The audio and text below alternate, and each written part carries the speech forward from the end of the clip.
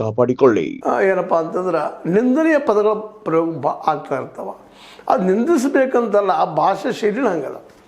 ಉತ್ತರ ಕರ್ನಾಟಕದ ಸಹಜ ಮಾತಾಡ್ತಾರೆ, ಏನಪ್ಪ ಏನಿದೆಯಾ ಡ್ಯಾಶ್ ಡ್ಯಾಶ್. ಇವು ಅವ್ರಿಗೆ ಏನೂ ಅನಿಸೋದಿಲ್ಲ, ಅನ್ನಿಸ್ಕೊಳ್ಳೋರ್ಗೆ ಏನು ಅನಿಸೋದಿಲ್ಲ, ಅಂದವ್ರಿಗೆ ಏನು ಅನಿಸೋದಿಲ್ಲ. ಯಾಕಂತಂದ್ರೆ ನಮ್ಮ ಭಾಷೆ ಸೊಗಡ ಹಂಗದ. ಹಂಗೇನೋ ಒಂದಿಷ್ಟು ಸ್ಲಿಪ್ ಅಪ್ ಟಂಗ್ ಅನ್ಬೋದು ನಾವು ಇದಕ್ಕೆ, ಮತ್ತೇನಿದಕ್ಕೆ ಹೆಚ್ಚೇನಿಲ್ಲ. ಆದ್ರೆ ಇತಿಹಾಸವನ್ನು ಗಮನಿಸಿದಾಗ RSS ಅನ್ರಿ, ಅಥವಾ ಒಂದು ಸಂಘ ಪರಿವಾರದವ್ರನ್ರಿ, ಅಥವಾ ಹಿಂದುತ್ವದವ್ರನ್ರಿ, ಒಂದಿಷ್ಟು ತಮ್ಮ ಎದುರಾಳಿಗಳನ್ನು ಸುಲಭವಾಗಿ ತೆಗೆದುಕೊಳ್ಳೋದಿಲ್ಲ ಅವರು. ಅದು ಅನ್ನೋದು ಅಷ್ಟೇ ಸತ್ಯದ. ಎದುರಾಳಿಗೆ ಯಾರೂ ಇರಲಿ, ಅವ್ರನ್ನ ಒಂದು ದಂಡಿಗೆ ಹಚ್ಚೋ ತನಕ ಅವ್ರು ಬುದ್ಧಿವಂತರಿದ್ದಾರೆ ಆ ಸಂಘಟನೆಯಲ್ಲೇ. ವಿಶೇಷವಾಗಿ ದೇಶದ ಬುದ್ಧಿವಂತ ವರ್ಗ ಅದರಲ್ಲಿ ಭಾಳಷ್ಟಿದ್ದಾರೆ. ಅವರು ಇದ್ದಂಥವ್ರು ತಮ್ಮ ಅಸ್ತಿತ್ವಕ್ಕೆ ಪೆಟ್ಟು ಬರುವ ಸಂದರ್ಭದಲ್ಲೇ ತಾವು ಒಂದಾಗಿ ಅದಕ್ಕೇನು ಮಾಡಬೇಕು ಅನ್ನೋ ಔಷಧಿನ ಹುಡುಕ್ತಾರೆ.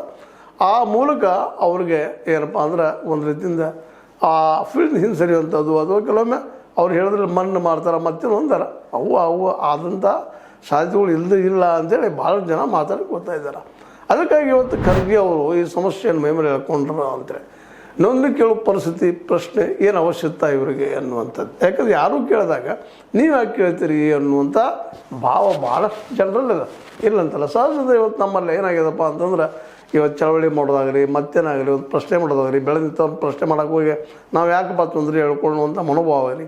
ಹೀಗಾಗಿ ಇಲ್ಲಿ ಭಾಳಷ್ಟು ವಿಚಾರಗಳು ಪ್ರಶ್ನೆ ಮಾಡಲಾರ್ದು ಹೋಗಿದ್ದಕ್ಕಾಗಿ ಈ ದೇಶದಲ್ಲಿ ಏನಾಗ್ಲಿಕ್ಕತ್ತದಪ್ಪ ಅಂದ್ರೆ ಅಪರಾಧ, ಅದು ಅಪರಾಧ ಅಲ್ಲ, ಅದು ಸಹಜ ಕ್ರಿಯೆ ಅನ್ನುವಂಗಾಗಿ ಹೋಗ್ಬಿಟ್ಟದ. ಅದು ನಡೀತದಪ್ಪ, ನಡೆಯೋದು ಏನು ಮಾಡ್ಲಿಕ್ಕೆ ಸಾಧ್ಯ ಇಲ್ಲ ಅನ್ನುವಂಥದ್ದು ನಿರ್ವೀರ್ಯತನ ಅನ್ರಿ, ಅಥವಾ ಅದು ಯಾಕೆ ಬೇಕಪ್ಪ ನಮ್ಗೆ ಅನ್ನುವಂಥ ನಿಷ್ಕಾಳಜಿ ಅನ್ರಿ, ಇದು ಇವತ್ತು ಭಾಳಷ್ಟು ಬೆಳೆದ. ಅದರಲ್ಲೂ ಮಿಡಲ್ ಕ್ಲಾಸ್ ಜನರಲ್ಲಿ ಇದು ಭಾಳ ಇರ್ತದೆ. ಮಧ್ಯಮ ವರ್ಗೀಯ ಜನರಲ್ಲಿ ಹೌದಪ್ಪ ಯಾಕೆ ಬೇಕು, ಏನು ಕಾರಣ ಬೇಕು, ನಮ್ಮಷ್ಟು ನಾವು ಆರಾಮದಿವರೆಗೆ ಸಾಕು ಅನ್ನುವಂಥ ಪ್ರಶ್ನೆ.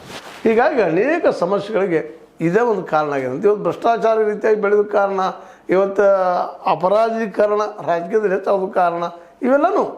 ಯಾಕಂತಂದರೆ ನಾವು ಪ್ರಶ್ನೆ ಮಾಡೋದು ಬಿಡ್ತಾಯಿದ್ವಿ. ಯಾರು ಬುದ್ಧಿವಂತ ವರ್ಗದ ನಾವು ತಿಳ್ಕೊಂಡಿದ್ವಿ, ಈ ಒಂದು ಬುದ್ಧಿವಂತ ವರ್ಗ ಮಿಡಲ್ ಕ್ಲಾಸಲ್ಲಿದ್ದಾರೆ, ಇವ್ರಿಗೆ ಪ್ರಶ್ನೆ ಮಾಡೋದು ಬೇಡಪ್ಪ, ನಾವು ಆರಾಮಿದ್ರೆ ಸಾಕು, ಊರು ಸರ್ ನಮ್ಗೆ ಯಾಕ್ರಿ ಅನ್ನುವಂಥ ಮಾತು.